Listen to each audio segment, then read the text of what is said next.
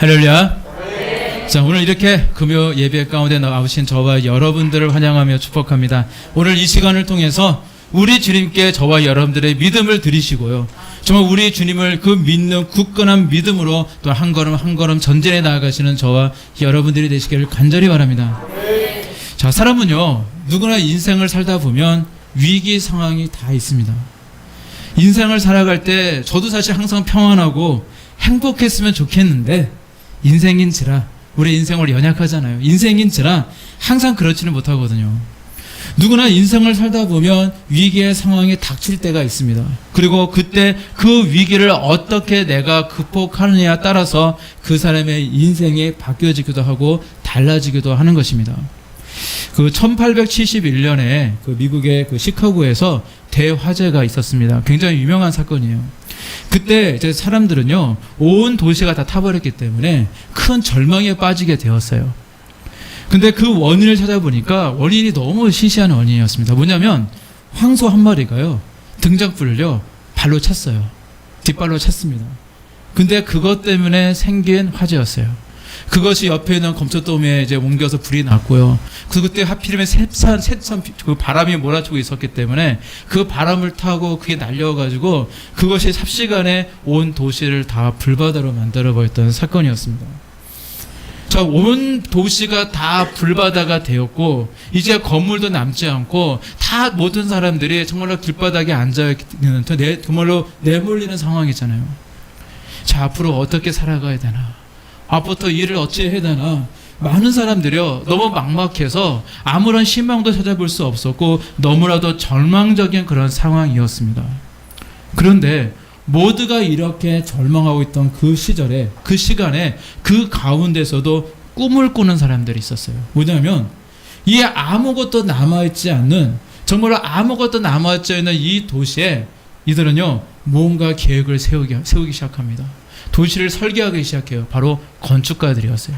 그 건축가들은 그 도시로 달려나가서 이제 뭐 이 건축을 어떻게 서로 의논을 하고 정말로 이왕 이렇게 된 건데 한번 멋진 도시를 한번 만들어보자 하면서 전체적인 모든 것을 다 만들고, 이제 그들의 노력으로 인해서 그 당시의 최고의 빌딩이라고 할 수 있는, 그 당시가 1871년입니다. 19세기입니다. 19세기인데 그때 몇 층짜리 건물을 올리게 되냐면 무려 110층짜리 건물을 올리기도 하고요. 그리고 그때 높이가 442m였다라고 해요.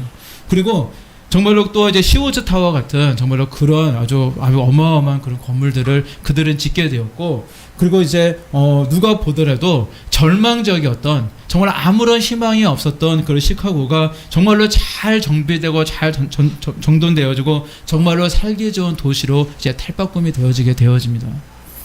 자, 근데 이 모습을 사실 우리 인생에도 적용할 수가 있는 것 같아요. 우리의 모습도 사실 마찬가지입니다.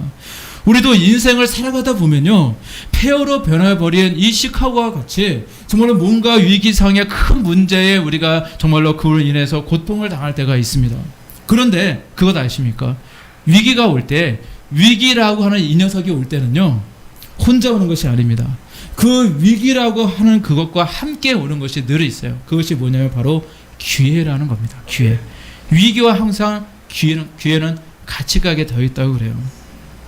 자, 어떠한 위기든지 그 위기를 어떻게 대처하고 어떻게 그것을 극복하고 나가느냐에 따라서 그 인생이 한 단계 업그레이드가 되어지고요, 또 한 단계 도약할 수 있는 좋은 기회가 되어진다는 것입니다. 특히 예수 그리스도를 믿는 믿음 때문에, 신앙 때문에 혹시 위기를 맞고 계십니까? 사실 그것은 기회입니다.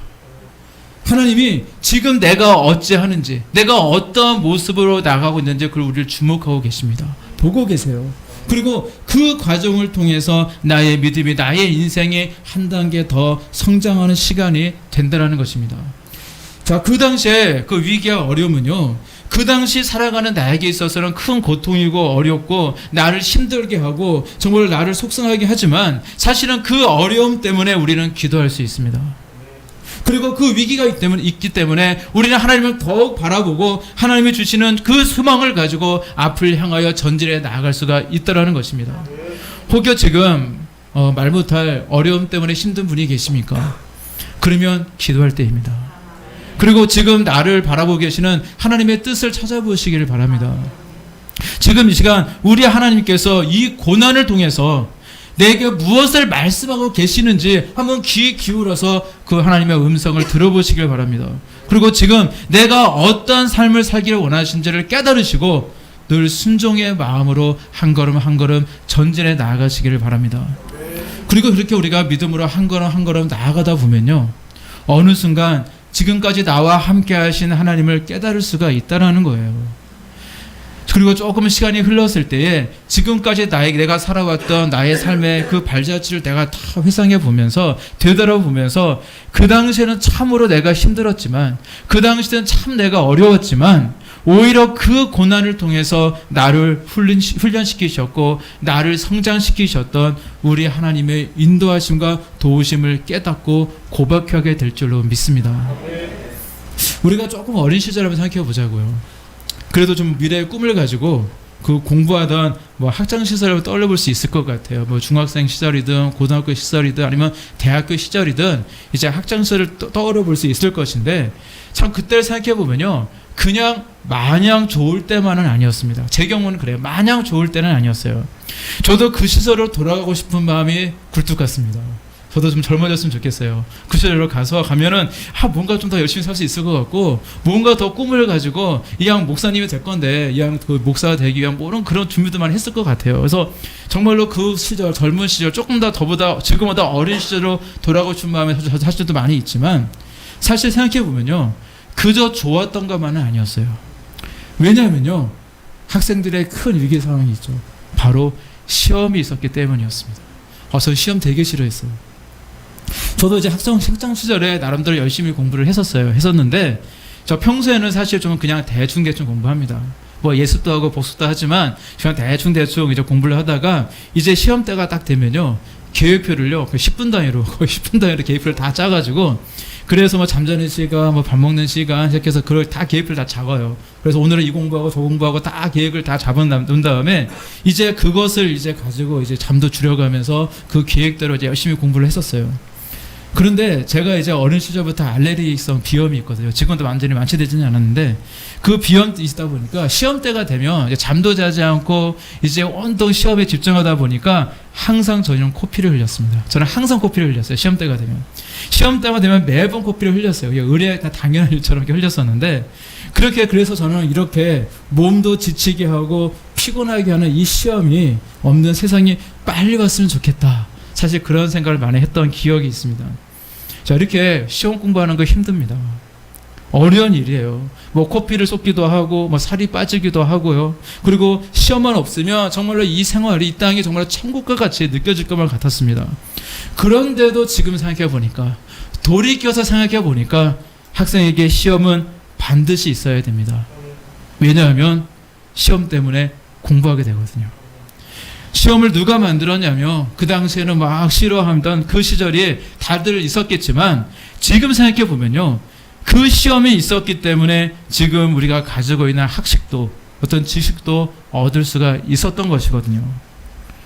자, 그런데 우리의 인생도요, 매 순간 시험입니다. 하나의 문제를 놓고 기도하고 그 문제를 풀어갔어요. 하나님의 도우심을 통해서 다 간신히 풀어갔습니다. 잘 넘긴 것 같아요. 승리한 것 같습니다. 그런데 또 다른 시험이 나를 또 기다리고 있습니다. 산을 넘으면 또 산이 나타나는 것이 마치 우리의 인생의 모습이라는 것입니다. 그런데 어떻게 이렇게 하나의 그 시험을 통과할 때마다, 이렇게 우리가 하나의 시험을 통과할 때마다 우리는 성장하게 되어 있습니다. 우리의 믿음이 성장하고요, 우리의 영성이 성장합니다. 그래서 우리는 이 시험을 믿음으로 잘 이겨내고 잘 통과해야만 하는 것입니다. 마치 이것은요, 마치 악한 사단의 그 도전과 우리의 어떤 믿음의 관계와도 좀 흡사한 것 같습니다. 지금 사단의 공격을 받으신 분들이 계실 거예요. 도전하신 분들이 있으실 겁니다. 저도 어렸을 때부터 이렇게 많은 도전이 있었어요. 그런데 밤에 무서운 꿈을 꾸게 하기도 하고요, 편히 잠을 잤으면 좋겠는데, 이게 밤에 계속 공격하니까, 도전하니까 자다 말고 예수 그리스도의 명언하니 불러가라 하면서 막 이러기도 하고, 그러면서 밤잠을 설치기도 하고 막 싸우기도 합니다. 그런데 그러한 과정을 거치면서 사실은 나의 영적인 그런 힘이라고 할까요? 그리고 나의 믿음이 점점 성장하게 되는 것이거든요. 그런데 만약 우리가 성장하지 않는다면 사단도 더 이상 우리에게 도전하지 않는다는 사실을 혹시 아십니까? 다시 말해서 우리가 기도하기 때문에 도전하는 거예요. 내가 순종하며 하나님의 뜻대로 살려고 노력하기 때문에 사단이 어떻게 하든지 이 싹을 자르고 싶거든요. 이 사람이 성장하고 성장해서 나중에는 분명히 악한 사단에게 대적하는 그런 사람, 자신이 어쩔 수 없는, 자기들 어쩔 수 없는 그런 존재가 된 것을 알기 때문에 어떻게 하든지 그 싹을 자르려고 자꾸 도전을 하는 거예요. 안간힘을 씁니다. 넘어뜨리려고 안간힘을 씁니다. 우리가 성장하는 것을 너무나도 두려워하는 존재가 바로 악한 사단이기 때문에 막으려고 애를 쓰는 거거든요. 그리고 우리가 성장하면 성장할수록 더 강한 사단이 우리에게 도전한다는 그런 영적인 법칙도 있습니다. 자, 이것을 한번 다르게 이야기한다면요. 무엇을 의미한다면 만약 우리가 기도하지 않는다면, 만약 우리가 하나님께로 나아가고자 애쓰지 않는다면, 그래서 더 이상 내가 성장하지 않는다면 더 이상 사단의 도전도 없다라는 사실입니다. 그렇다고 여러분, 편한 삶을 살기 위해서 기도하시기를 멈추실 것입니까? 절대 그래서는 안 돼요. 조금 힘들어도, 조금 괴로워도 우리는 하나님이 기뻐하시는 믿음의 길로 나아가야 될 줄로 믿습니다.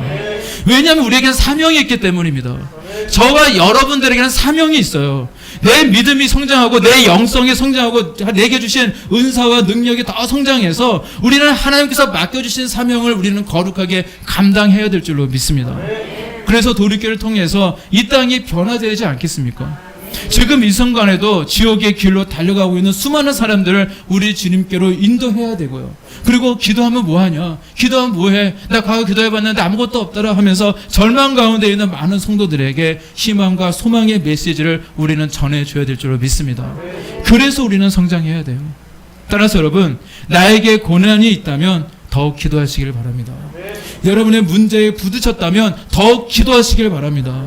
그래서 우리 주님께서 원하시는 그 믿음의 그릇을 성장시키시고 하나님께서 주시고자 하시는 만가지 은혜도 누리시고요. 그리고 귀신 받으시며 하나님께 영광 돌며 살아가시는 저와 여러분들의 삶이 되시기를 간절히 바랍니다. 오늘 보신 이 본문의 말씀은 다윗의 시입니다.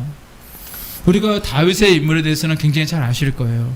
역사상 가장 위대했던 왕이 바로 다윗입니다. 그런데 이렇게 위대했던 다윗도요, 늘 위기의 순간들이 있었다는 거예요. 가족에게 인정받지 못했고요, 형들에게 무시당하기도 했었습니다. 골리앗을 죽인 후에는요, 사실은 사울 왕에게 막 칭찬받고 막 높임을 받아야 되는데 그랬던 것이 아니라 오히려 사울 왕의 시기를 받았고 자신을 죽이려고 하는 사울 왕에게 쫓겨다니는 도망자의 인생을 살아갈 수밖에 없었습니다. 그래서 죽을 고비도 수차례 넘겼어요. 그런 그가 하나님 앞에 이렇게 고백을 합니다. 오늘 보신 말씀 11절 말씀 보게 되어지니까 주께서 나의 슬픔이 변하여 내게 춤이 되게 하시며 나의 베옷을 벗기고 기쁨으로 띠를 띄우셨나이다 라고 고백하고 있어요. 그는 늘 하나님을 바라보며 하나님을 소망하는 사람이었기 때문에 이러한 고백도 가능했던 것입니다. 그가 슬픔 가운데 기도하며 나아갔더니 그 슬픔이 춤을 추게 되었다는 거예요. 그 슬픔이 춤이 되었다는 것입니다. 슬플 때, 한탄할 때, 사람이 죽었을 때나 입는 그런 베옷을 벗기시고 기쁨의 나돌이 옷을 입히셨다는 것입니다. 이게 얼마나 큰 은혜입니까? 오늘 보지 않으신, 또 읽으신 앞에 그 10절 말씀을 보면요, 제가 방금 읽어드리진 않겠지만 어떤 내용이냐면 우리 하나님이, 만군의 하나님이 전 우주의 해와 달과 인간을 창조하셨고 우리를 다스리시는 창조주 하나님께서 바로 다윗을 돕는 분이 되셨다는 거예요. 이게 얼마나 엄청난 일입니까? 바로 우리를 사랑하시는 우리 아버지 하나님이기 때문에 이 모든 일이 가능했다는 것입니다. 지금도 나를 떠나지 않으시고요, 지금도 내 기도를 들으시며 지금도 우리의 삶을 인도하시고 돕고 계시는 우리의 아버지 하나님이 계시다는 사실을 여러분들 믿으시기를 바랍니다. 나의 슬픔을 변화해서 기쁨으로 바꿔주시는 분이 오직 우리 하나님밖에 없으십니다. 어떤 절망도 소망으로 바꿔주실 수 있는 우리 하나님을 믿는 그 굳건한 믿음으로 나아갈 때에 우리도 이 기쁨의 자리에 동참할 수 있는 줄로 믿습니다. 바로 다윗은요, 그런 인생을 살았습니다. 아무에게도 인정받지 못했던 다윗이, 무시당했던 다윗이, 정말로 죽음의 그 공포 속에서, 위험 속에서 도망자의 삶을 살아갔던 다윗이 하나님의 도우심으로 말미암아 역사상 가장 위대했던 왕이 되었던 것처럼, 저와 여러분들 또한 하나님의 도우심으로 말미암아 늘 승리하는 삶을 살아가시기를 간절히 바랍니다. 그 신약 성경에 보면요, 당시에 그 분봉왕이었던 그 헤롯이라는 사람이 등장을 해요. 근데 이 헤롯이요, 여러 명이 등장을 해요. 뭐 대헤롯도 있고요, 또 헤롯 아케올라라는 사람도 있고, 헤롯 안티파라는 사람도 있고, 헤롯 그 빌립이라는 사람도 있고, 헤롯 아그리빠도 있고요. 헤롯이 많아요. 근데 아그리빠 이사도 있습니다. 지금 제가 말씀드린 사람들은 다 성경에 나오는 헤롯들이에요. 성경엔 다 헤롯이라고 기록이 되어 있지만 사실 잘 보면은 이 헤롯 저 헤롯 많이 있어요. 다 가족이라는 소리입니다. 다 같은 가족들인데, 자, 이 당시에 분봉왕이었던 이 헤롯이라는 사람이 등장을 하는데, 그 사람은 누구냐? 헤롯 아그리빠 1세예요. 그 사람이 있어요. 나중에 이제 이 사람을 이제 충에 먹어서 죽은 아마 헤롯을 기억할 겁니다. 그 사람이 바로 이 사람입니다. 근데 헤롯이 이제 즉위한 지 얼마 되지 않았어요. 이제 헤롯 안디바가 이제 물러나고, 이제 헤롯 아그리빠라는 사람이 이제 갈릴리 지역에 이제 분봉하게 되었는데, 그런데 즉위한 지 얼마 되지 않았을 때 그는요, 유대인의 환심을 사기 위해서 노력을 많이 하게 되어집니다. 즉위하지 얼마 되지 않았으니까 이제 뭔가 유대인들의 환심을 사야 되잖아요. 그래서 그거 했던 일이 무엇이냐면, 예수님의 12제자 중에 한 분이신 야고보 사도를요, 유대인 앞에서 칼로 찔러 죽였습니다. 그러니까 우리 예수님의 제자 중 12제자 가운데 한 분의 제자는 가룟유다니까 빼고요, 그 제자 가운데 그 야고보 사도가 바로 이제 첫 번째 순교자가 되셔요. 그러니까 유대인들이요, 엄청 좋아해요. 그러니까 헤롯이요, 거기에서 야, 이렇게 하면은 이 유대인들이 좋아하겠구나, 유대인들이 내가 환심을 살 수 있겠구나, 그럼 내가 정치 생활이 편하겠구나, 자, 그런 생각이 드니까 이번에는 어떻게 하게 되냐면, 예루살렘 교회를 대표했던 예수님의 수제자였던 베드로를 잡아서 가둡니다. 자, 그리고 다음날 아침 날이 새면 보라는 듯이 끌어내어서 이제 백성들 앞에서 이제 죽이려고 했던 거예요. 자, 이것은 예루살렘 교회에 있어서는 너무나도 큰 위기 상황이었거든요. 야고보 사도가 돌아가신 것도 큰 위기 상황이었지만, 거기에다가 수제자였던 베드로까지 죽게 되어지면 이 예루살렘 교회는 정말로 큰일 나는 상황이었어요. 그런데 그때 예루살렘 교인들은요, 인간적인 방법을 찾지 않습니다. 정치적으로 유력한 사람과의 인맥을 통해서 문제를 해결하고 하지도 않았고요, 아니면 간밤에 그 봉변을 쓰고 저 칼을 무장하고 들어가서 뭐 굴주작전을 한다거나 뭐 그런 것도 하지 않았어요. 자신들의 힘으로 어찌할 수 없는 이 상황 속에서 그들을 함께 기도했습니다. 그들은요, 이것은 우리가 기도해야 될 문제다, 이것은 영적 싸움이다 라는 사실을 분명히 깨달았다는 겁니다. 그래서 그들은, 모든 성도들은 한밤에 모여서 밤이 되도록 철야 기도를 하게 되어집니다. 그리고 그들이 기도하고 있을 때 정말로 역사는 일어났습니다. 하나님께서 이 문제에 깊이 이제 개입하셨고, 천사를 통해서 그곳에서 보내셔서 베드로를 깨우셨어요. 베드로를, 곤히 자고 있는 베드로를요, 그냥 발로 꽁 쳐서 깨우셨어요. 자, 그리고 옥문을 열어서 베드로를요, 죽을 수밖에 없던 이 상황 속에서 끌어내 주셨더라는 거예요. 그리고 베드로는 평생 자신을 도우셨던 하나님, 그 하나님께 영광을 돌리며 하나님께 자신의 목숨까지 다 바쳐서 충성을 다하는 사도 중에 사도가 되었다라는 것입니다. 이와 비슷한 사건을 또 찾아본다면 대표적인 인물로 우리는 다니엘을 뽑을 수가 있습니다. 너무 많이 듣는 이야기지만 다니엘서 6장 말씀에 보게 되어지면, 다니엘이요, 이 바벨론 왕국의 이제 총리로 일하고 있는 시대예요. 이 바벨론은 포로민입니다. 바로 이 다니엘은 포로민이에요. 이스라엘의 땅에서 이 바벨론이 이제 끌고 왔던 귀족 중에 한 사람이었던 사람입니다. 근데 거기서 너무 지혜롭고 너무 똑똑하고 너무나도 충성하고 그런 모습 때문에 이제 지금으로 따지면 총리 중에서 국무총리 같은 그런 인물이 되어집니다. 그러니까 그를 시기했던 정적들이 많이 있었는데, 이 정적들의 음모로 이제 굶주린 사자굴 속에 들어가게 되잖아요.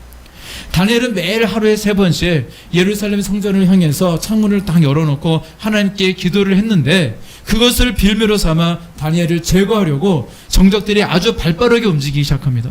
그들은 황제를 속여서 황제 외에 어떤 신이나 사람에게 절하는 자가 있으면 그들을 사자굴 속에 집어넣읍시다 라고 하고는 거기다가 그 왕의 인정반지까지 딱 찍어가지고 아무도 변개치 못하는 그런 법으로 만들게 되어집니다. 그리고 공포를 하게 되어져요. 그리고 그들의 예상대로 그곳에 바로 다니엘이 그 덫에 딱 걸려들게 되어져요. 다니엘서 6장 10절 말씀 보게 되어지니까 이렇게 기록이 되어 있습니다. 다니엘이 이 조서에 왕의 도장이 찍힌 것을 알고도 자기 집에 돌아가서는 윗방에 올라가 예루살렘을 향한 창문을 열고 전에 하던 대로 하루 3번씩 무릎을 꿇고 기도하며 그의 하나님께 감사하였더라. 다니엘은 알고 있었습니다. 이 일을 인해 자신이 죽을 수도 있다는 사실을 알고 있었습니다. 그럼에도 불구하고 다니엘이 선택했던 방법은 타협이 아니었어요. 그는 기도하기를 멈추지 않았습니다. 늘 그랬듯이 기도했고 늘 하나님께 진실한 모습으로 그는 나아갔습니다. 그리고 그는 그를 구하려고 노력했던 왕의 노력에도 불구하고 왕이 그제서 깨닫잖아요. 아, 내가 속았구나. 이 신하들이 속았구나. 다니엘을 죽이려고 저러는 그 짓을 했구나. 사실을 알았지만 이미 엎어진 물이었기 때문에 어떻게 수습할 수가 없었지만 그냥 밤이 맞도록 그래도 다니엘을 살리려고 애를 썼어요. 왕은 살아가는 다니엘이기 때문에. 그런데 결국 어쩔 수 없이 자기가 한 그 내뱉던 그 말과 자기가 했던 그 일로 인해서 다니엘은 이제 사자 굴 속에 들어갈 수밖에 없었습니다. 그리고 다니엘서 6장 23절 모습 말씀해 보면 이렇게 기록이 되어 있어요. 왕이 심히 기뻐서 명하여 다니엘을 굴에서 올리라 하매 그들이 다니엘을 굴에서 올린즉 그의 몸이 조금도 상하지 아니하였으니 이는 그가 자기의 하나님을 믿음이었더라 라고 기록하고 있습니다. 하나님은요 이 다니엘의 기도를 들으셨고 다니엘을 도우셨습니다. 그리고 불가능한 일을 정말로 가능하게 만드셨어요. 기적이 일어나게 하셨다는 겁니다. 그리고 이런 기적적인 사건 앞에서 왕은 가만히 있지 않았습니다. 죄 없는 다니엘을 모함했던 이 다니엘의 대적들을요 오히려 그들을 다 잡아가지고 굶주린 사자에게 밥으로 던져버리게 되어집니다. 자, 이 일로 인해서 결론은 어떻게 되어집니까? 다니엘은요 살아계신 하나님을 분명하게 증거할 수 있었습니다. 그리고 왕에게 더욱 인정받게 되었습니다. 그리고 그의 뿔은 오히려 더욱 높아졌다는 것입니다. 바로 우리가 하나님을 의뢰하고 있다면, 그래서 우리가 기도하고 있다면 우리에게 처해진 위기가 기쁨으로 변하게 되어지고요. 그 위기가 우리에게 인생에 있어서 커다란 기회가 되어지다 있다는 사실을 우리는 이 다니엘의 일화를 통해서 우리는 배울 수가 있는 것입니다. 다윗을 고통의 자리에서 이끌어내시고 베드로를 죽음의 자리에서 이끌어내시고 다니엘을 절망의 자리에서 이끌어내신 우리 하나님은요 바로 오늘날 저와 여러분들을 이끌어내시는 살아계신 하나님이심을 믿으시길 바랍니다. 죄와 사망의 웅덩이에서 절망과 고통의 그런 심연에서 환난과 시험의 질고 속에서 나를 도우시고 나를 끌어내신다는 것입니다. 따라서 저와 여러분들 모두요 걱정하지 마시기 바랍니다. 염려하지 마시기 바랍니다. 낙심하지 마시기 바랍니다. 바로 지금은 우리 하나님께 부르짖으며 기도할 때요. 바로 지금은 하나님의 도우심을 요청할 때라는 것입니다. 자, 우리 연상은요. 사실 연약하다는 사실은 변함없는 사실입니다. 항상 저도 저희를 보면서 연약해요. 저도 사실 뭐 여러 가지 계획들을 잡지만 사실 조금 피곤하면 운동하기를 게을리하고 조금 피곤하면 말씀도 못 읽고 그냥 자기 바쁘고 뭐 그런 것들이 사실 저의 인생의 모습이고 정말로 우리 인생은 다 연약합니다. 그런데 이렇게 연약한 우리가 강해질 때가 있어요. 강해질 때가 있습니다. 바로 언제냐? 바로 기도할 때입니다. 내가 다 할 수 있다고 생각하는 사람들은요 절대 기도하지 않아요. 재벌들이요 기독교들 별로 없습니다. 왜냐하면 돈이 많거든요. 내가 다 할 수 있다는 착각에 빠지기 때문에 정말 하나님께서 강건하신 역사를 내서 뭐 죽을 병에 걸리게 하거나 아니면 내이놈 하시거나 뭔가 하나님께서 정말 그런 일을 하시지 않는 한 정말 돈이 많은 사람들의 예수님을 믿기는 쉽지 않습니다. 그런데 내가 할 수 없다는 사실을 깨달은 사람은요 기도하게 되어 있습니다. 우리 하나님의 도우심으로 더욱 강한 사람이 되어진다는 것입니다. 요즘 아이들이요 보면요 그 옛날 아이들보다도 사실 키도 많이 커졌고 몸무게도 많이 늘어났다고 그래요. 그러나 지금 체력 검사를 해보게 되어지면 저도 기억에 나는 게 뭐 고등학교 때 턱걸이 한 10개 정도 했던 것 같아요. 그냥 배치기도 안 하고 10개 했던 것 같은데 지금 뭐 애들 보면은 체력이 되게 형편이 없습니다. 그리고 체력만 떨어진 것이 아니라 체질도 하역 체질이에요. 그래서 뭐 알레르기도 많이 달고 살고 뭐 비만인 친구들도 많고 그렇고요. 그리고 각종 질병에 뭐 아토피와 같은 그런 질병에 시달리는 그런 학생도 사실 많이 있습니다. 그리고 또 나아가 심신도 약해졌어요. 마음도 약해져가지고 조금만 문제만 부딪혀도 금방 절망하고 낙심합니다. 그래서 청소년들 또 청년들 가운데 그래서 자신의 목숨을 끊는 그런 친구들도 사실 굉장히 많이 있잖아요. 자, 그런데 이것은 마치 지금의 한국 교회 모습과도 같아요. 그동안 겉으로 볼 때는 번지르르하게 하고요. 몸집은 많이 커졌습니다. 그래서 우리나라에서 제일 큰 교회는요, 전 세계에서 제일 큰 교회입니다. 그만큼 우리 한국 교회가 부흥했어요. 그런데 그 안으로는 너무나도 허약 체질이 되어버린 한국 교회의 모습을 우리는 지금 보고 있다는 것입니다. 그래서 교회가 건강하게 성장하는 것이 굉장히 중요합니다. 교회다운 교회로 만들어야 됩니다. 교회가 건강해야 교인도 건강해질 수 있고요. 또한 모두가 다 행복할 수가 있는 것이거든요. 병들고 허약하면요, 아무것도 할 수 없어요. 하지만 내가 조금 물질이 부족하다 할지라도, 내가 조금 연약하다 할지라도 내가 건강하면요, 아무리 어려워도 힘든 일도 잘할 수 있어요. 모든 면에서 건강한 성도와 건강한 교회가 그래서 되어야 된다는 것입니다. 그런데 왜 한국 교회가 허약 체질이 되어버렸냐면요, 결론을 말씀드린다면 기도가 그쳤기 때문입니다. 이게 사실 원인이에요. 그동안 한국 교회는요, 정말 앞다투어서 제자 훈련이다, 성경 공부다 하면서 정말로 지식을 쌓는 훈련을 많이 해왔어요. 제 기억으로는 제가 이제 감리교신학대학교 9학번인데 그때부터 시작해서 사랑의 교회라든지 군데서 제자 훈련 이제 많이 이제 부흥이 되고 그러면서 제자 훈련이 붐을 일어났어요. 그랬던 기억이 나는데 사실 그게 잘못된 것이 아닙니다. 사실 잘한 거예요. 제자를 통해서 이제 사람들의 어떤 감성도 좀 깨우고 그 사람들의 어떤 영성도 일깨울 수 있고 달란트도 개발할 수 있고 성경의 지식도 많이 쌓을 수도 있고 굉장히 좋은데 사실 그런 통해서 부흥했던 크게 부흥한 교회들도 사실 많이 있습니다. 그런데 문제는 너무 한쪽으로만 치우쳤다는 것이 그게 문제인 거예요. 항상 이성과 체험이 말씀과 체험이 항상 같이 가야 되는데 말씀과 기도가 사실 같이 가야 되는데 그게 아니라 너무 말씀에만 치우치게 되다 보니까 그게 문제가 되었다는 겁니다. 점점 기도하기를 멀리하기 시작했고요. 많은 목사님들이 이제 신학교에서 배운 어떤 지식적인 것만 가지고 목회를 하기 시작했고요. 그래서 점점 영성도 잃어가게 되고 점점 체험도 사라지게 되어지고 그러다 보니까 사실은 병을 고치고 축사사역하는 거 사실 우리 돌이켜 하고 있는 것이 사실은 모든 교회들이 해야 될 일이고 과거 2000년 전에 초대교회에서 했던 일들입니다. 그런데 그런 일들을 하게 되어지면 저기 이단 아니야? 혹시 저기 이상한 데 아니야? 하면서 마치 이단과 같이 이상한 곳을 하는 것으로 인식되어지기 시작했다는 것입니다. 이게 문제라는 거예요. 그래서 그 결과로 저는 이런 체형이 생각이 나더라고요. 머리만 잔뜩 크고 몸은 삐쩍 말라가지고 그런 쫄라맨 같은 마치 그런 모습의 한국 교회가 되어버리고 말았다는 것입니다. 여러분, 기도는 영적 호흡입니다. 그래서 우리 영혼이 숨을 쉬려면 반드시 기도해야 돼요. 그래야 우리의 영이 살 수가 있다는 것입니다. 따라서 여러분, 늘 간절한 마음으로 우리 하나님께 나오시기를 바랍니다. 기도를 오래 하는 것만이 능사는 아니에요. 기도를 오래 하실 수 있으면 좋은 거니까 오래 많이 하시고요. 하지만 내가 직장생활을 해야 되고 내가 주어진 환경이 열악해서 기도를 많이 못 하시는 분들은 짧은 시간 동안이라도 기도를 하시더라도 정말로 간절한 모습으로 하나님께 나오시는 저와 여러분들이 되시기를 간절히 바랍니다. 어떤 글을 보니까 물에 빠져 죽어가는 사람들이요, 이제 미국 사람과 한국 사람에 대한 비교가 있는 글이 있더라고요.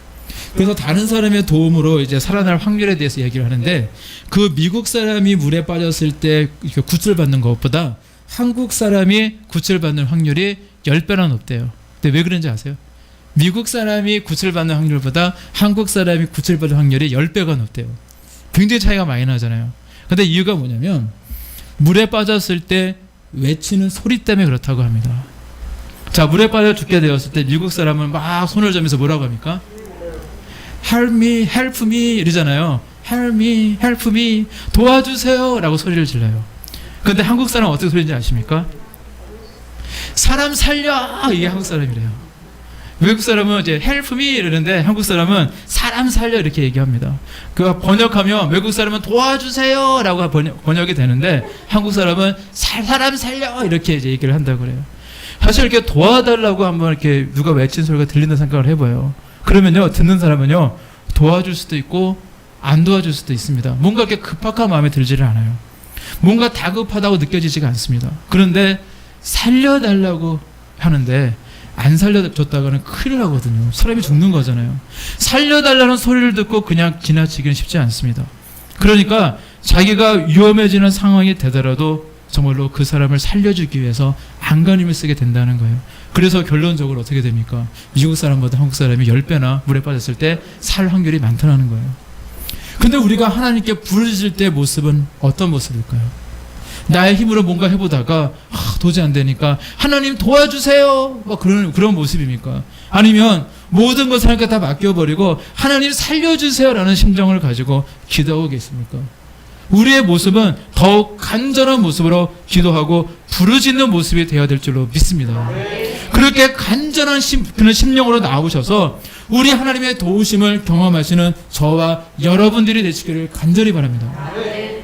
그 우리나라에서 그 사람의 체질을 연구하시는 분으로 유명한 그 권도원 박사라는 분이 있어요. 뭐 그분이 이제 뭐 8가지, 8가지 그런 체질 그런 비슷한 얘기를 하셨는데 뭐 그것을 대해서 뭐 이렇게 맞다 옳다 뭐 그런 것은 뭐 둘째 문제고요.